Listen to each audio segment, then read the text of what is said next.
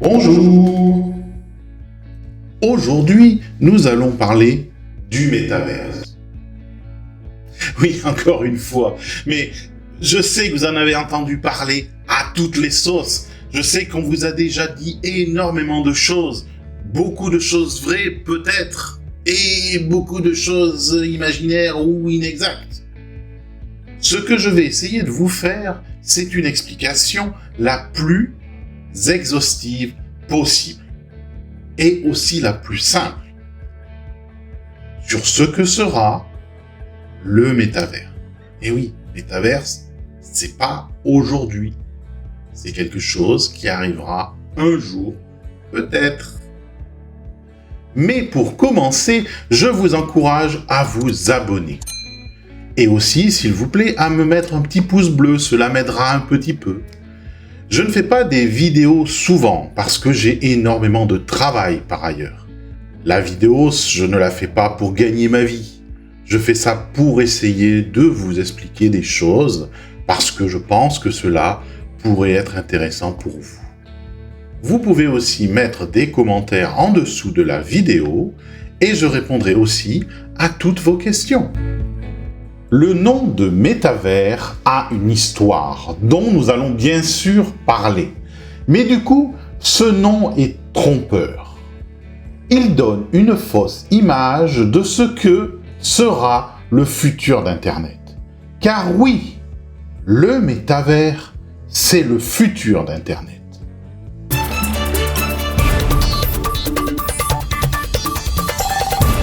Cet Internet pourra être utilisé en réalité virtuelle ou en réalité augmentée. Cela ne sera plus un Internet 2D comme nous connaissons aujourd'hui, mais un Internet en 3D immersive.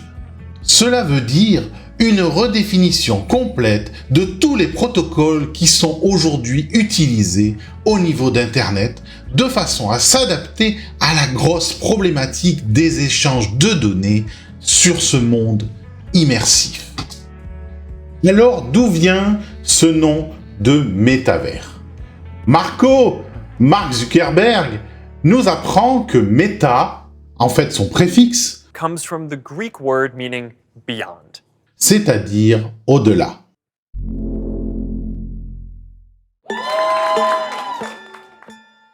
Mais en réalité, méta a plusieurs autres définitions, comme métadonnées, qui veut dire référence sur les données, méta-analyse, qui veut dire une synthèse entre plusieurs analyses, ou d'autres.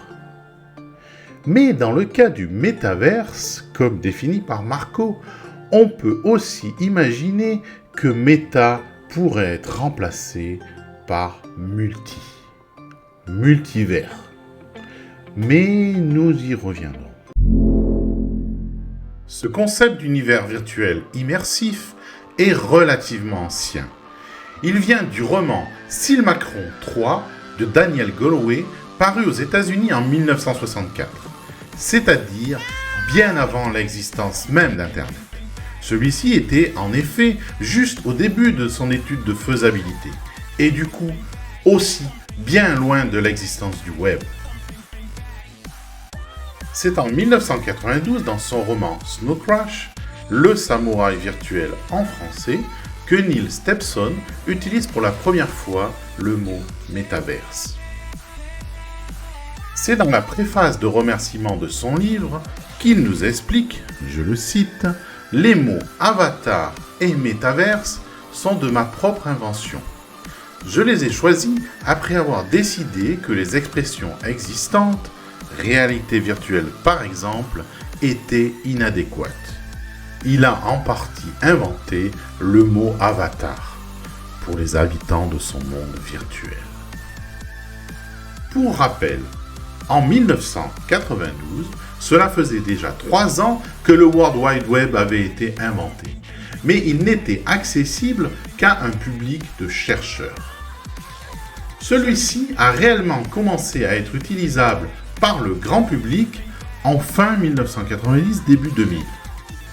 C'est avec Windows 95 que cela a commencé, mais pas au début. Il a fallu attendre l'EOM SR2 qui est sorti en 1996 pour pouvoir avoir une utilisation facile de celui-ci. Il est donc tout à fait possible que Neil Stephenson en avait entendu parler, mais il n'a probablement pas pu tester cette version primitive du web au moment où il a écrit son livre. La culture cyberpunk des années 1980, qui a aussi créé le mot cyberspace, avec les romans de William Gibson, Burning Chrome en 1982 et plus tard Neuromancer en 1984, a aussi dû avoir une grosse influence. Dans tous les cas, même si la notion d'avatar et de métaverse est sous-jacente dans le livre, celui-ci mélange dans un univers relativement sombre beaucoup de thèmes de la société américaine des années 1990. Que ce soit politique, économique, religieux ou lié à tous les trafics de la vie réelle ou virtuelle, drogue ou hacking. Ce qui donne malgré tout une image négative, directe ou indirecte du métaverse, tout en faisant fonctionner l'imaginaire. Beaucoup d'autres livres et films ont ensuite surfé et amplifié ces fantasmes et ces peurs. Tron en 1982, Le Cobaye en 1992, Matrix en 1999, Ready Player One en 2011 pour le livre et en 2019 pour le film. En gros, la peur de rester enfermé dans le métaverse, de ne plus pouvoir en sortir car c'est comme une autre réalité plus belle que le monde réel. Cette peur et cet imaginaire sont restés ancrés en nous. Et même si beaucoup de personnes se sont appropriées ces notions, le mot métaverse ne semble plus être nouveau. Le mot avatar, lui, semble être là depuis toujours, car il a déjà été utilisé à plusieurs reprises et depuis longtemps. Le vrai problème, c'est qu'aujourd'hui, il y a une grosse différence entre cet imaginaire du métaverse, qu'il soit positif ou négatif, et ce que devrait être le futur de l'Internet immersif. Nous allons essayer d'analyser tout cela. Mais essayer d'imaginer ce futur pourrait être comme vouloir décrire l'Internet d'aujourd'hui à son tout début, dans les années 1990.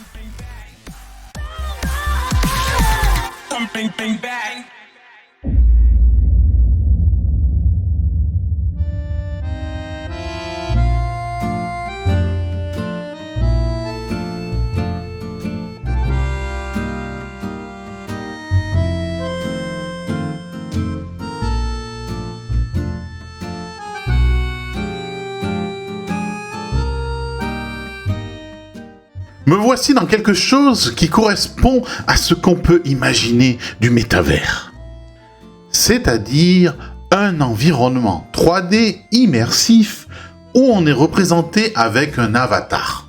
Et oui, en plus, celui-ci peut vous mettre un peu plus à votre avantage que dans la réalité. N'est-ce pas? En fait, vous pouvez ressembler à ce que vous voulez. Et vous pouvez, comme ici, le voir à la troisième personne, c'est-à-dire de l'extérieur. Ou cela pourrait être à la première personne, comme en VR par exemple.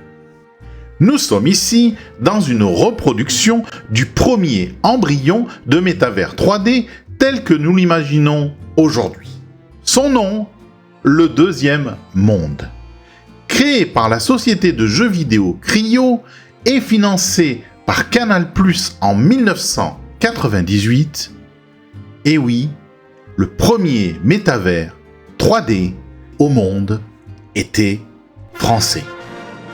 À l'époque, Philippe Ulrich, créateur du Capitaine Blood et patron de Cryo, a collaboré avec Alain Le Diberdère, directeur des nouveaux programmes de Canal+, pour que la création de ce métavers soit possible.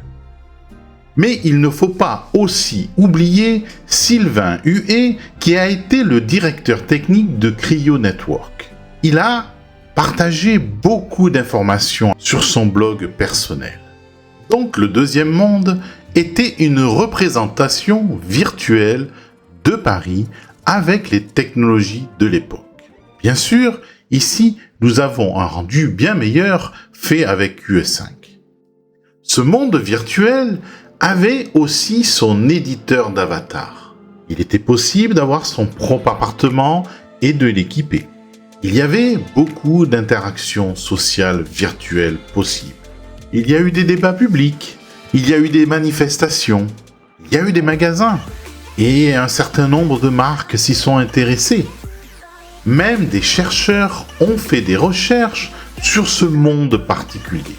Mais en février 2002, le deuxième monde a fermé ses portes, au grand désespoir de ses habitants. Ensuite, en 2003, est apparu Second Life, créé par la société Linden Labs, dont le fondateur était Philippe Rosendahl. Second Life arrive avec de nouvelles idées, des technologies plus matures, mais aussi un soupçon de copie de ce qu'a été le deuxième monde. Même le nom semble similaire. Beaucoup de choses ont été dites ou écrites sur Second Life, qui existe encore aujourd'hui. En 2008, Sony crée pour la PS3 le PlayStation Home. C'était aussi une autre forme d'environnement immersif, mais uniquement compatible avec la PS3. Celui-ci, malgré son intérêt pour les joueurs PlayStation et les sociétés qui ont investi en créant des univers spécifiques pour le rendre plus riche, ferme à ses portes le 31 mars 2015. Avec l'arrivée de la réalité virtuelle, un grand nombre de métaverses sont apparus. L'un des plus populaires encore aujourd'hui est VRChat.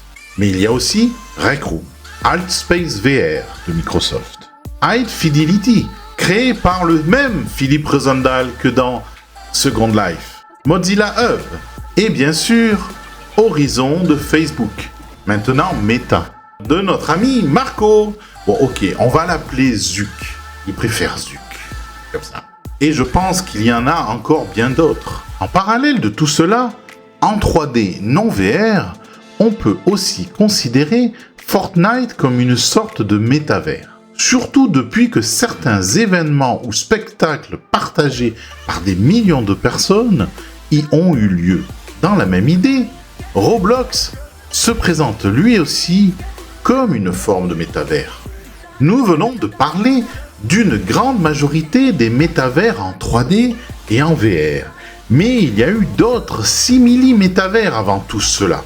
Certains basés sur des mondes en texte, les MUD, Multi-User Dungeon, les donjons multi-utilisateurs.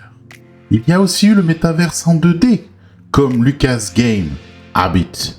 Et tout cela est arrivé dans les années 80-90.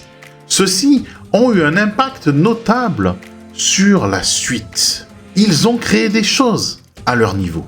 Et souvent, ceci était lié à des connexions TBS en RTC, un peu moins courantes en France à cause du prix des communications, mais très courantes aux États-Unis où l'utilisation du téléphone local était gratuite. Mais des choses ont aussi pu exister en France sur le Minitel à la même époque.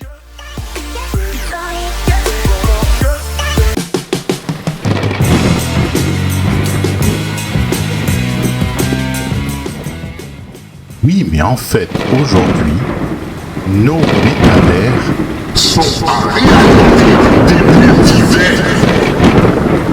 C'est-à-dire qu'il existe beaucoup d'univers différents basés sur des technologies incompatibles entre elles et, contrairement à ce que l'on pourrait penser, ces métavers ne sont que la partie visible de l'iceberg de quelque chose qui pourrait ressembler au métavers, mais qui ne sera jamais le métavers. Si celui-ci existe un jour.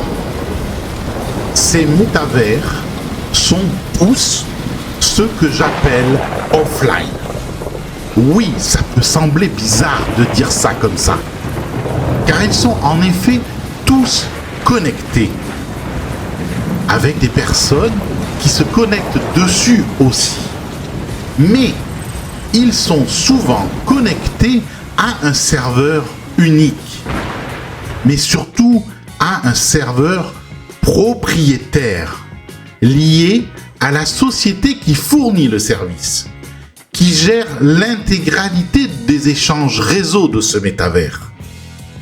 Et par contre, l'univers lui-même est offline, c'est-à-dire qu'il est statique. C'est-à-dire que pour le changer, il faut faire une grosse mise à jour de l'ensemble des données qui lui correspondent. Cela ne peut pas se faire en temps réel, comme Internet. En fait, cela rappelle ce qui s'est passé au tout début d'Internet, avec AOL, CompuServe, qui ont essayé de faire croire à leurs clients que leur Internet privé était Internet. Et pour ça, ils ont utilisé de grosses campagnes de communication. Connexion. C'est marqué connexion là. Mais tu m'agresses. Oh là là, tu sais, moi je m'en vais. Tu ne sais pas cliquer avec un doigt. Comme ça là. Sauf que le vrai Internet, celui que vous connaissez tous, n'est pas privé. Il est public. Il est accessible par tout le monde. Personne ne le contrôle. Chacun peut créer son serveur quand il veut et où il veut. Vous êtes libre de créer votre propre page web quand vous voulez, où vous voulez. Et en fait, c'est ça que veut dire le World Wide Web. Vient du nom web qui veut dire toile, comme la toile d'araignée. Ce sont des serveurs ou des ordinateurs qui sont interconnectés entre eux. Et c'est ça qu'on appelle l'interconnexion des réseaux, ce que veut dire Internet. L'interconnexion entre vous et le serveur, l'interconnexion entre vous et les autres personnes, c'est ça. Et certains essayent d'utiliser la blockchain et non pas des serveurs pour stocker les données du métaverse privé. Et pour ça, ils disent que c'est décentralisé. C'est pas décentralisé, c'est pareil. C'est centralisé en réalité. C'est centralisé pour une société qui essaye de vous vendre son coin compatible avec leur métavers. Et ils gagnent de l'argent là-dessus. Ce n'est pas Internet. Ce n'est pas un environnement immersif comme le métavers devra être. Et bien sûr, ils vous donnent des NFT pour essayer de vous vendre des terrains. Mais c'est une grosse arnaque. C'est une pyramide de Ponzi. Et celle-ci ne va bénéficier qu'aux fondateurs. À la fin, tous ces métavers, ces multivers, tous ces systèmes disparaîtront pour le vrai métavers qui va les englober tous. Au final, c'est comme si vous achetez une propriété sur la Lune. Ça ne vous appartiendra en fait jamais, ou vous allez y perdre de l'argent sur quelque chose qui au final n'existera pas ou n'existe pas vraiment. Par contre, quelque chose comme les NFT, et je dis pas forcément les NFT eux-mêmes, sera une donnée indispensable pour gérer les titres de propriété. Et oui, parce que les NFT, ce sont les titres de propriété. Et ils ne sont pas forcément liés à de l'argent, ces titres de propriété. Ça veut seulement dire que cela vous appartient. Imaginez que vous créez quelque chose dans ce futur métavers. Ce que vous avez créé, n'importe quoi que ce soit, aura une sorte d'identifiant qui permettra de le rattacher à vous. Après, si vous voulez vous le vendre, vous êtes libre de le vendre. Et c'est pas forcément rattaché à de l'argent. C'est seulement rattaché à vous. Contre, la question de l'argent ou de la monnaie du métavers est autre chose. Blockchain apporte aujourd'hui une solution que certains utilisent, mais cela ne veut pas dire que l'on ne pourra pas utiliser les méthodes classiques comme aujourd'hui. Pourquoi est-ce que cela devrait changer dans le futur que nous soyons obligés d'utiliser la blockchain pour avoir un métavers? Par quelle magie? Et il y a des avatars.